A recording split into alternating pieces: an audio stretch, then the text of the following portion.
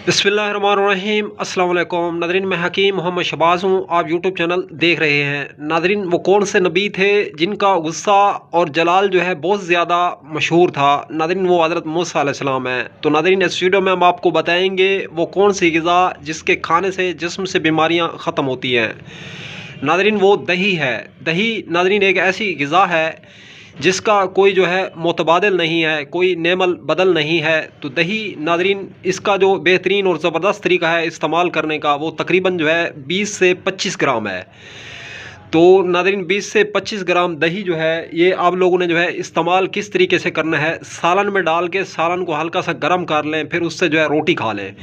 ये अमल आपने दही वाला जो है एक वक्त में जो एक दिन में एक दफ़ा करना है। तो नादरीन, आप देखेंगे आप होंगे और आपके जिस्म से जो है बीमारियां आहिस्ता आहिस्ता जो है इंशाअल्लाह गायब होना शुरू हो जाएंगी।